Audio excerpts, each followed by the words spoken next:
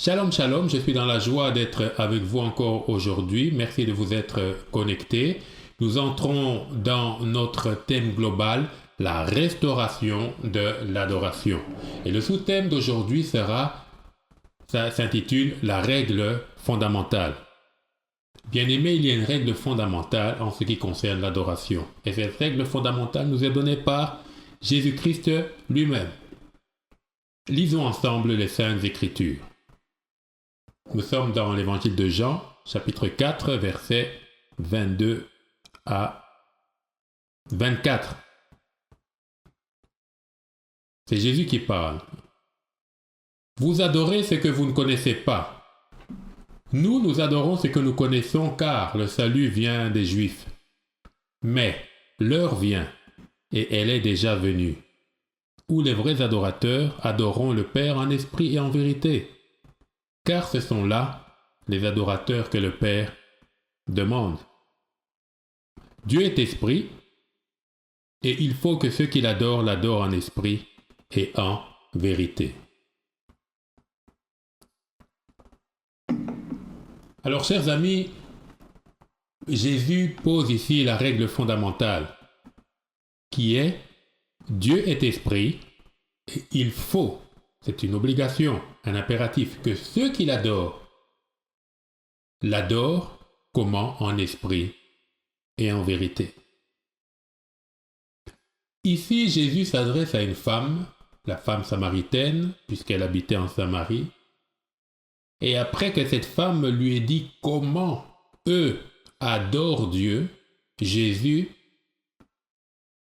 la recadre. Jésus la remet sur la bonne perspective de l'adoration. Voilà pourquoi toi et moi, qui sommes enfants de Dieu, nous sommes concernés par ce que Jésus dit.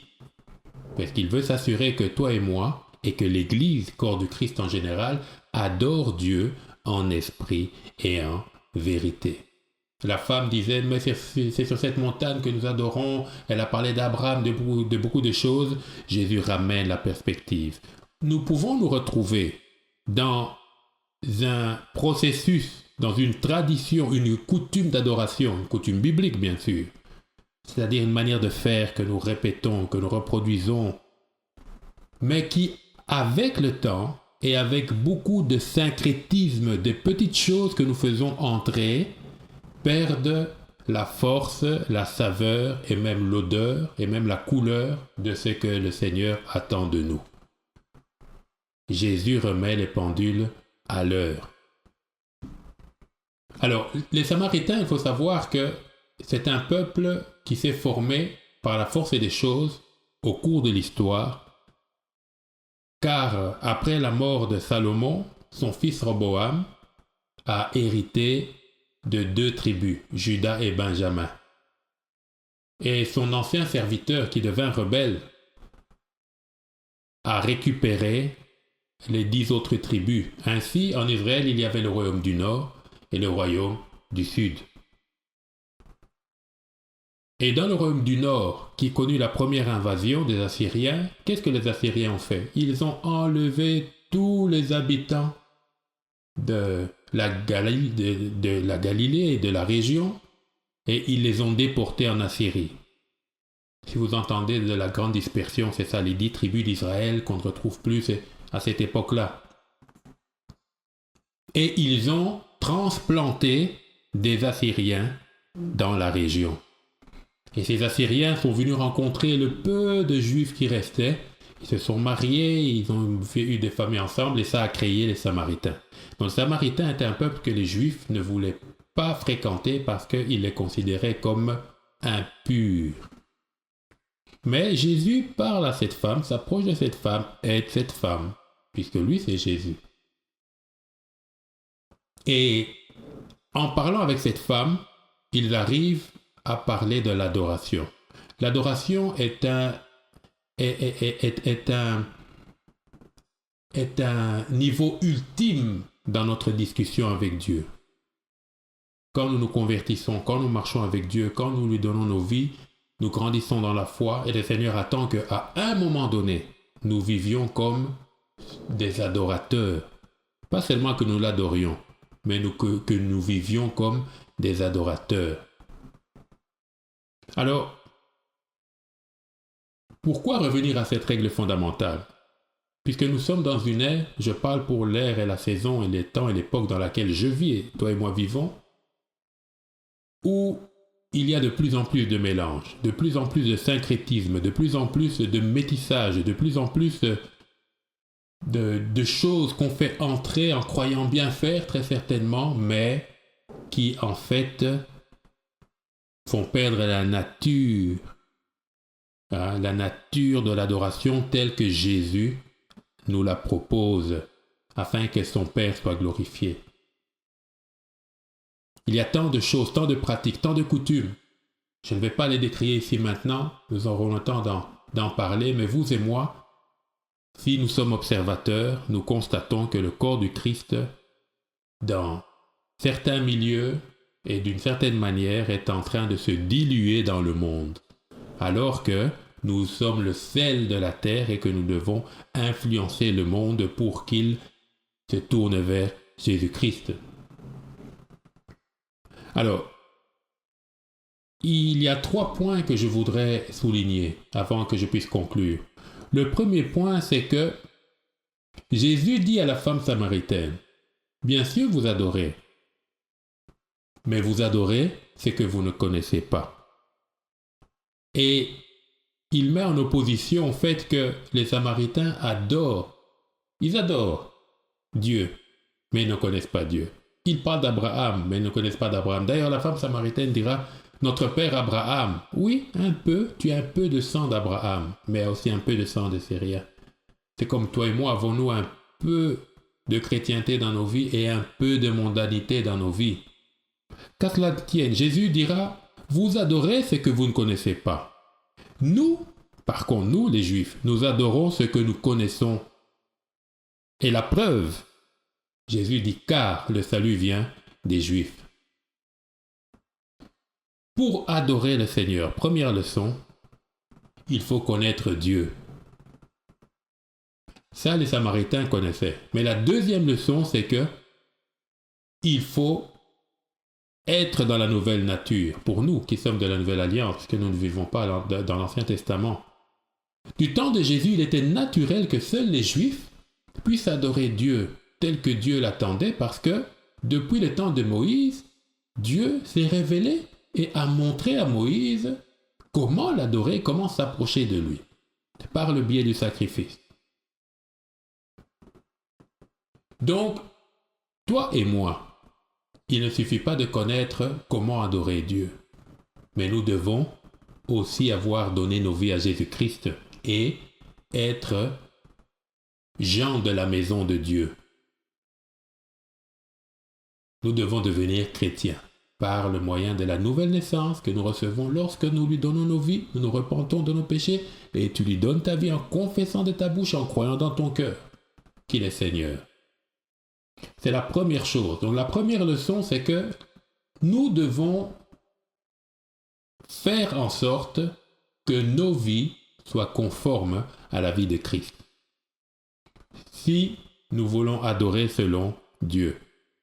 La deuxième chose, Jésus dit, mais l'heure vient, et elle est déjà venue.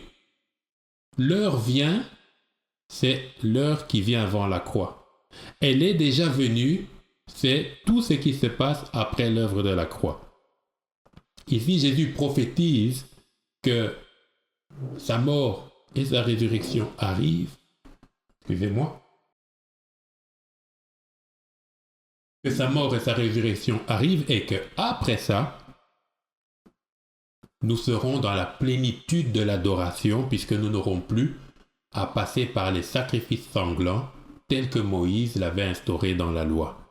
La loi venait de Dieu, mais Jésus-Christ, Dieu lui-même, est venu accomplir la loi, si bien que cette loi est devenue caduque, désuète, et que cette loi étant accomplie en Christ, nous devons tout simplement, vous et moi les enfants de Dieu, faire en sorte que notre vie, que nos actes, que nos prières soient conformes à Christ.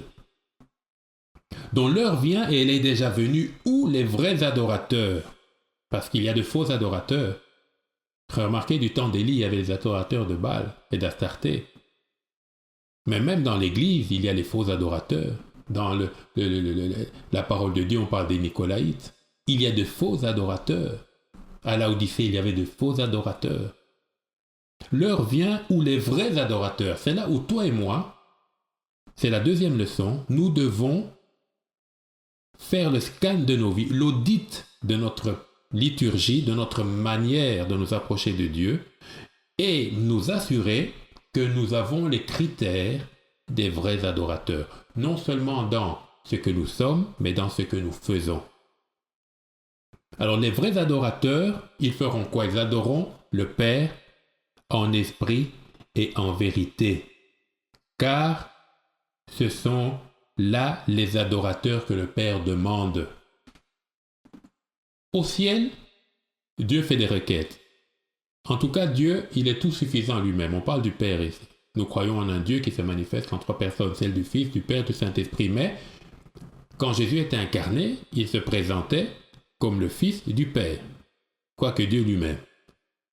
Et le Père, là, demande, il fait une requête. À qui? À Jésus. Où sont mes vrais adorateurs?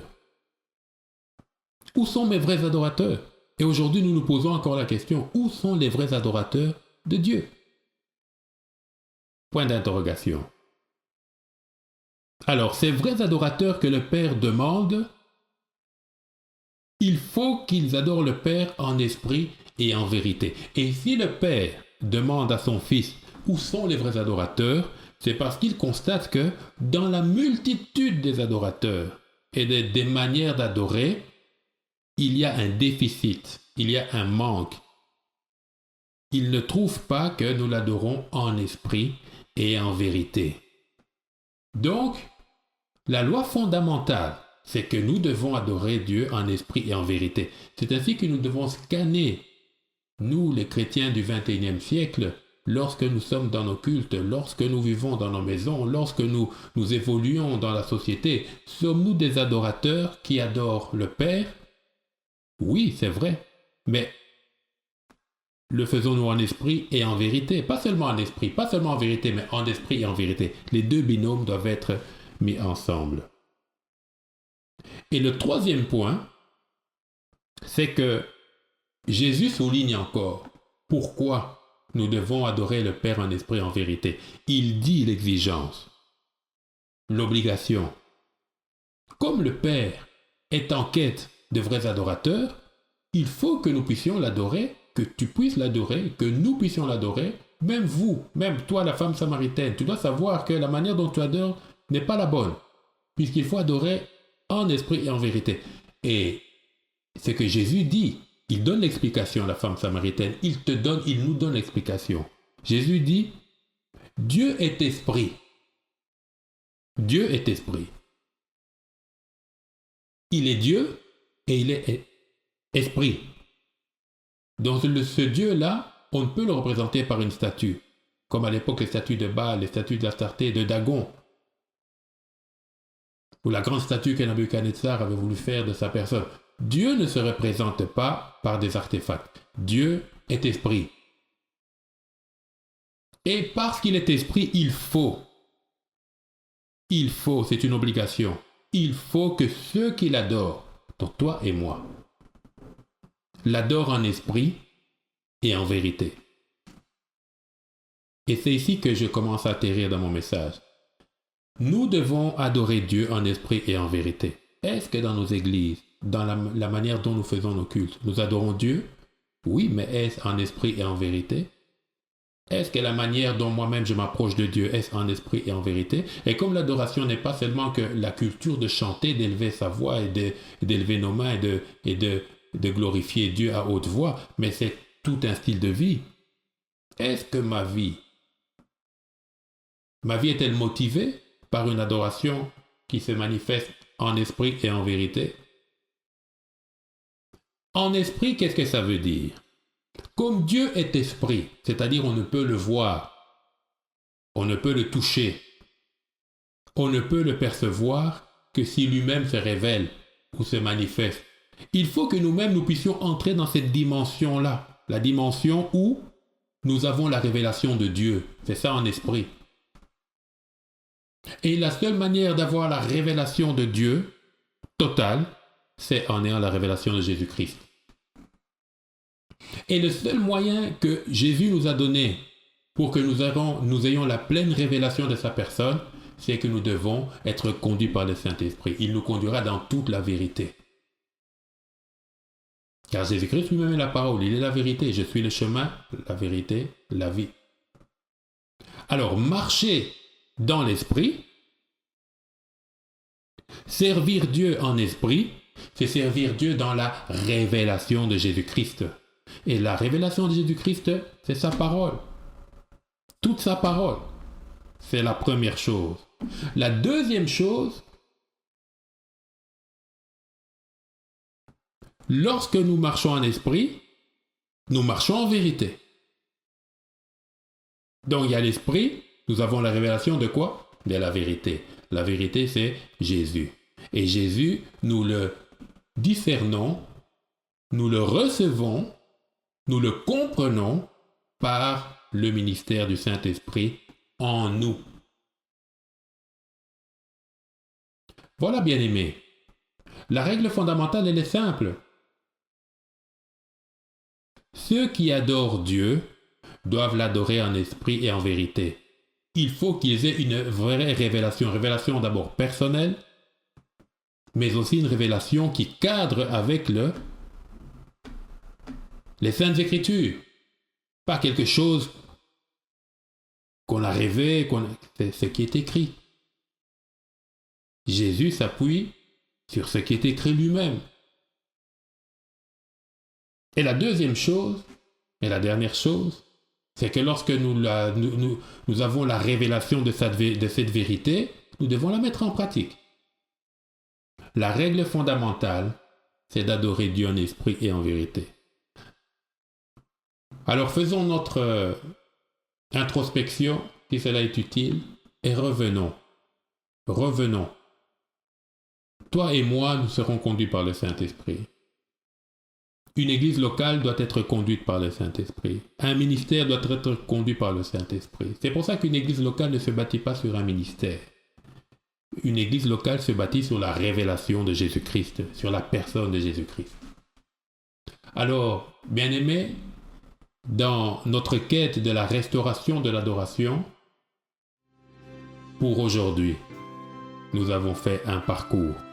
La règle fondamentale, c'est adorer Dieu en esprit et en vérité, car ce sont là les adorateurs que le Père demande.